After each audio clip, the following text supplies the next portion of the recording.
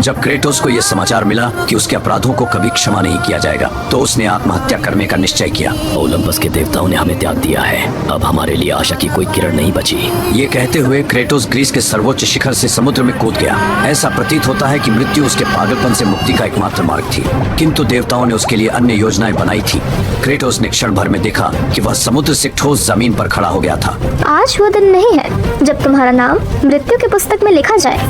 Eris के देहांत के बाद ओलंपस में एक खाली सिंहासन है और हमें एक नए जंग के देवता की आवश्यकता है। और उस दिन से लेकर समय के अंत तक जब भी मानव युद्ध के मैदान में उतरे, वे उस व्यक्ति की निगरानी में लड़े जिसने एक देवता को पराजित किया था। वे क्रेटोस से प्रेरित थे, जिसने मानव होने के बावजूद एक देवता की हत्या की। किंतु क्रेटोस अभी तक पीड़ा से जूझ रहा था। एरिस के वश में आकर अपने परिवार का खून करने की स्मृति उसके दिल में एक गहरा घाव पैदा कर रही थी, और देवताओं ने उन्हीं यादों को उसके दिल से मिटाने को इनकार कर दिया। प्रतिशोध की आग में जलता हुआ क्रेटोस अपनी स्पार्टन सेना के साथ देवताओं से बदला लेने के लिए ओलंपस के हर शहर पर आक्रमण करता है। जंग के देवता क्रेटोस, हमने ग्रीस के एक और शहर को तबाह कर दिया। शीघ्र ही आपकी अद्वितीय महिमा पूरे ओलंपस में फैल जाएगी। रोड्स नामक इस शहर की तकदीर भी अब बदलने वाली थी, क्योंकि क्रेटोस के प्रतिशोध की छाया इस पर छाने वाली थी। किंतु इससे पहले क्रेटोस उस शहर को तबाह करे, दया और करुणा की देवी एथेना उसे रोक लेती है। ये विध्वंस रोक दो क्रेटोस। हर शहर के विनाश के साथ ओलंपस के देवताओं का क्रोध भड़कता जा रहा है। शीघ्र ही मैं भी तुम्हारी रक्षा नहीं कर पाऊंगी। हमें किसी की रक्षा की जरूरत नहीं। मत भूलो स्पार्टा के अंधकार, तुम्हें जंग का देवता मैंने बनाया। मुझसे मुंह मोड़ने की भूल मत करना। हम तुम्हारे एहसानमंद नहीं हैं। एथेना ने क्रेटोस को चेतावनी दी कि उसके अत्याचारी स्वभाव के कारण देवताओं की नजरों में उसकी प्रतिष्ठा कलंकित हो रही है। लेकिन क्रेटोस, जिसने देवताओं से बार बार अपने पापों के लिए क्षमा याचना की, उन्होंने उसकी प्रार्थनाओं को ठुकरा दिया। उसके हृदय में देवताओं के प्रति नफरत की आग और भी भड़क उठी। पिछले 10 वर्षों से उसे चैन की नींद नहीं मिली। उसकी आंखें बंद होते ही उन कड़वे पलों की यादें उसे सताने लगती, जब उसने अपने ही परिवार का रक्त बहाया था। अब वह रोड्स की ओर बढ़ चला था। अपनी सेना का नेतृत्व करते हुए वह शहर में विनाश का तांडव करने लगा। लेकिन तभी एक रहस्यमयी श्वेत चील ने उसकी सभी शक्तियों को छीन लिया। तुम मेरे विरुद्ध जाने का दुस्साहस कैसे कर सकती हो? वह चील उन शक्तियों को सूर्य देव हेलियोस की विशाल मूर्ति में स्थापित करता है। क्रेटोस की शक्तियां उस मूर्ति में जान डालती हैं, और वह मूर्ति अपने शहर को बचाने के लिए क्रेटोस पर आक्रमण करती है। दोनों के बीच युद्ध छिड़ा। क्रेटोस ने अपनी पूरी ताकत लगाई, किंतु वह उसका वध करने में असमर्थ रहा। 3 बार प्रयास करने के पश्चात भी क्रेटोस उसे मार नहीं पाया। तभी ज़्यूस क्रेटोस की मदद करने को कहता है। हमें तुम्हारी मदद की आवश्यकता नहीं है ज़्यूस। हम इस प्राणी का अंत स्वयं कर सकते हैं। हम तुम्हारी मदद नहीं, तुम्हें दिव्य शस्त्र प्रदान करने आए हैं। वही शस्त्र जो महायुद्ध में हमारी विजय का कारण बना। अपनी शक्तियों को इसमें प्रवाहित कर दो। क्रेटोस के इनकार करने पर ज़्यूस उसे अपना शस्त्र प्रदान करता है। ये वही शस्त्र है जिसकी मदद से ज़्यूस ने टाइटन्स को पराजित किया था। किंतु क्रेटोस इस शस्त्र का प्रयोग तब तक नहीं कर पाएगा जब तक वह अपनी शक्तियां उसमें स्थापित न कर दे। उस विशाल मूर्ति का वध करने के लिए क्रेटोस अपनी सारी शक्तियां ज़्यूस के दिए हुए शस्त्र में डाल देता है, और इसके पश्चात वह फिर से उस विशाल मूर्ति पर आक्रमण करता है। अंततः ज़्यूस के शस्त्र से क्रेटोस विजय प्राप्त करता है। देखो ओलंपस के देवताओं, हम सर्वशक्तिमान हैं। क्या तुम्हें इससे अधिक प्रमाण की आवश्यकता है? लेकिन फिर जो हुआ वह देखकर क्रेटोस आश्चर्यचकित रह गया। ये ज़्यूस की चाल थी। वह श्वेत चील जिसने सूर्य देव की विशाल मूर्ति में जान डाली, वह और कोई नहीं बल्कि स्वयं ज़्यूस ही था। संपूर्ण ओलंपस का शासक होने के नाते उसकी जिम्मेदारी थी कि वह अपने राज्य को क्रेटोस के प्रतिशोध में तबाह होने से बचाए। लेकिन क्यों? तुमने मेरे साथ विश्वासघात क्यों किया? हम ओलंपस को विनाश की कगार पर देखकर मौन नहीं रह सकते। ये हमारा राज्य है और हमारी इच्छा ही देवताओं की आज्ञा है। आज और इसी क्षण से तुम अनंत काल तक हमारी सेवा करोगे। जब ज़्यूस ने क्रेटोस को अपना सेवक बनने का प्रस्ताव दिया, तब क्रेटोस के दिल में फिर एक बार अतीत की यादें जाग उठी। वर्षों पहले जब उसने युद्ध के देवता एरिस की सेवा में अपना जीवन समर्पित किया, तब उसने एरिस के वश में आकर अपने ही परिवार का कत्ल कर डाला। तब से वो स्पार्टा में छाया हुआ अंधकार कहलाने लगा, और उसका शरीर अपनी बच्ची और पत्नी की राख से ढक गया। इस घटना की यादें आज तक क्रेटोस को अत्यंत पीड़ित करती हैं, और इसीलिए उसने ज़्यूस की सेवा करने से इनकार कर दिया। क्रेटोस के इनकार करने पर ज़्यूस ने क्रेटोस पर वार किया और साथ ही उसकी स्पार्टन सेना को भी खत्म कर दिया। तुम ओलंपस के शासक कदापि नहीं बन सकते। ये चक्र यहीं समाप्त होता है। ज़्यूस तुम्हें इसका परिणाम भुगतना होगा, ये सुनिश्चित है। ज़्यूस ने क्रेटोस को धमकाया, लेकिन क्रेटोस की आत्मा में प्रतिशोध की ज्वाला और भी प्रज्वलित हो उठी। पाताल लोक की अंधकारमय आत्माएं मृत क्रेटोस को अपने साथ ले जाने लगी, जैसे कि उसके जीवन का अंतिम पन्ना पलटने वाला हो। जब क्रेटोस ने सोचा कि यही उसकी कहानी का शुकांत है, तभी पृथ्वी की देवी गाया तथा उसकी परदादी की दिव्य उपस्थिति ने उस अंधकार को प्रकाश से भर दिया। कौन हो तुम?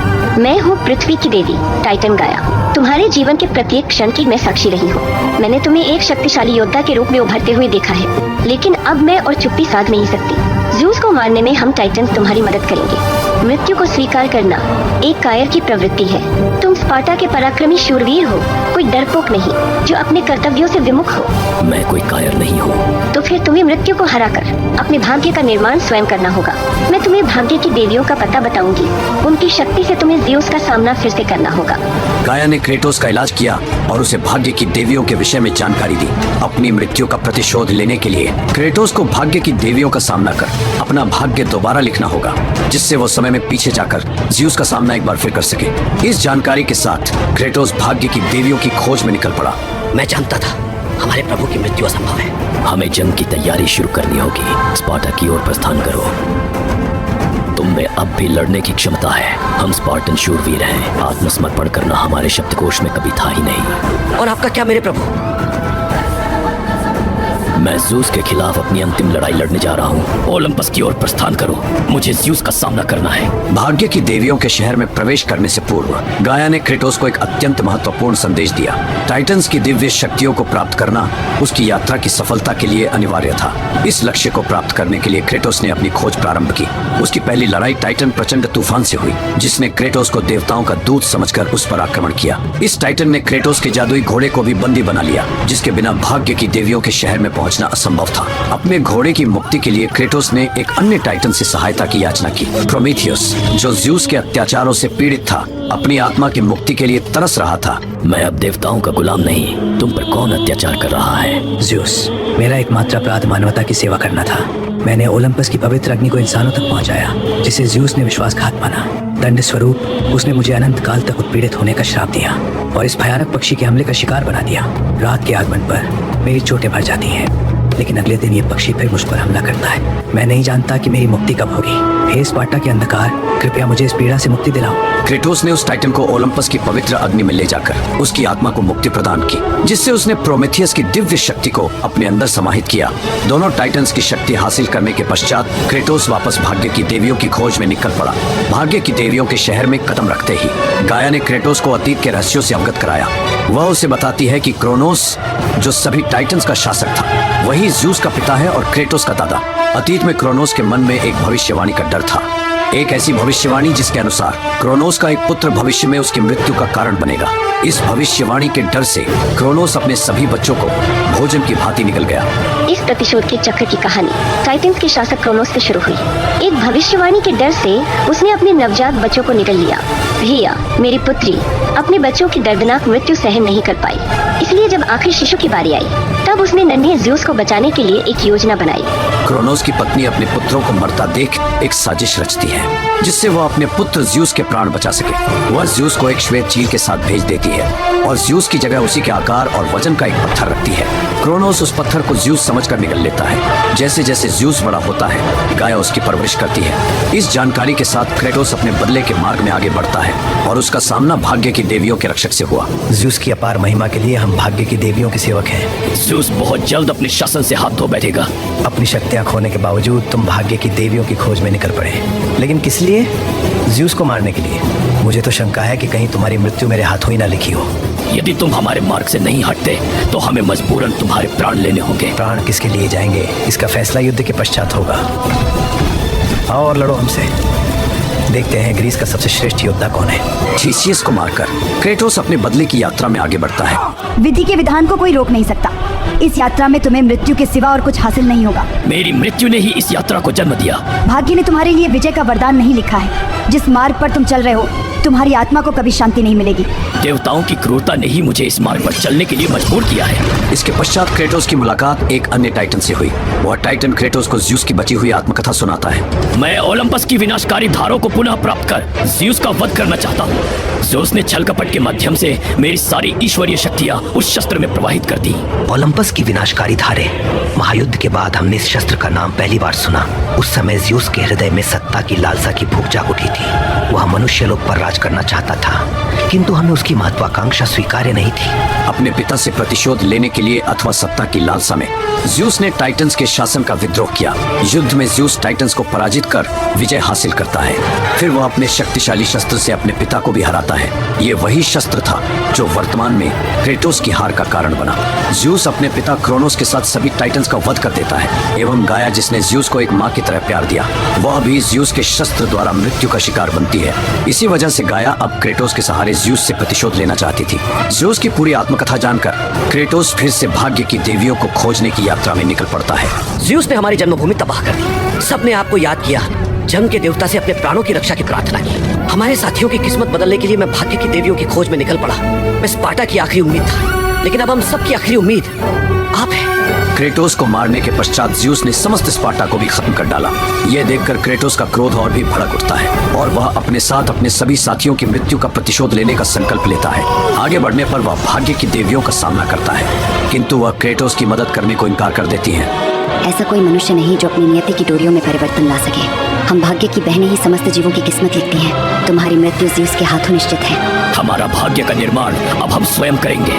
भाग्य की बहनों की शक्ति सर्वोपरि है। यदि तुम हमें चुनौती देने का साहस करोगे तो हमें मजबूरन तुम्हारा वध करना होगा। भाग्य की एक देवी की दृढ़ मान्यता थी कि क्रेटोस को एरेस का वध करने का कोई अधिकार नहीं था। इसीलिए उसने क्रेटोस को समय में पीछे धकेलकर उसके भाग्य को बदलने का प्रयास किया ताकि क्रेटोस एरेस को कभी पराजित न कर सके। लेकिन क्रेटोस ने अपनी अटूट इच्छा शक्ति और साहस के साथ उसका सामना किया और अंततः उस देवी के जीवन का अंत सुनिश्चित किया। इस प्रकार भाग्य की तीनों देवियों का वध करके क्रेटोस ने स्वयं अपने भाग्य का नियंत्रण अपने हाथ में ले लिया और अंत में उस समय रेखा में लौट आया जहां ज्यूस ने उसका वध किया था।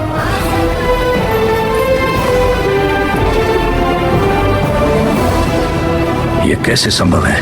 भाग्य की बहनों ने तुम्हारी मदद की, ये आश्चर्यजनक है। भाग्य की बहनें अब मर चुकी है। अब हम स्वयं अपने भाग्य के मालिक हैं। दोनों के बीच एक भयंकर युद्ध हुआ। क्रेटोस ने ज्यूस को हराने के लिए आत्मसमर्पण का नाटक किया। मैं तुम्हें तुम्हारे जीवन से तो मुक्त कर दूंगा, लेकिन तुम्हारे संघर्षों की तो अभी बस शुरुआत है। लेकिन फिर क्रेटोस ने चालाकी से ज्यूस पर पलटवार किया। जैसे ही वह ज्यूस का वध करने वाला था, तब एथेना बीच में आ गई। अपने पिता पर प्रहार करने से पहले एक बार फिर से सोच लो क्रेटोस। तुम हमारे विरुद्ध जाने का दुस्साहस कैसे कर सकती हो? मैं तुमसे लड़ना नहीं चाहती, लेकिन ओलंपस की रक्षा करना मेरा कर्तव्य है। मेरे पुत्र, तुमने एक ऐसा युद्ध शुरू किया है जिसमें तुम्हारी हार निश्चित है। भाग्य की देवियों ने मुझे विजय घोषित किया है। नहीं क्रेटोस, रुक जाओ। एथेना ने अपनी जान देकर ज्यूस को बचा लिया। यह दृश्य देखकर क्रेटोस को गहरा पछतावा महसूस हुआ। तुम अपने प्राणों का बलिदान क्यों कर रही हो? ओलंपस की रक्षा के लिए। हम ओलंपस का सर्वनाश नहीं चाहते, हमें सिर्फ अपना प्रतिशोध चाहिए। ज़्यूस ही ओलंपस का विधाता है। एथेना नहीं चाहती थी कि ओलंपस का विनाश हो, परंतु क्रेटोस ने यह सुनकर अपने बदले की राह पर बढ़ने की कसम खाई। यदि ओलंपस के सभी देवता मेरे बदले की मांग को नकारेंगे तो वे सभी मृत्यु के घाट उतरेंगे। इसके पश्चात क्रेटोस उस समय रेखा में लौट जाता है जब ज्यूस और टाइटन्स के बीच युद्ध छिड़ा था। ये वही युद्ध था जिसमें ज्यूस ने टाइटन्स का वध किया था। क्रेटोस उन सब टाइटन्स की रक्षा करता है और उन्हें अपने साथ वर्तमान में ले आता है। ज्यूस का अंत करने के लिए वे सब मिलकर ज्यूस को नष्ट करने के इरादे से ओलंपस पर आक्रमण करते हैं।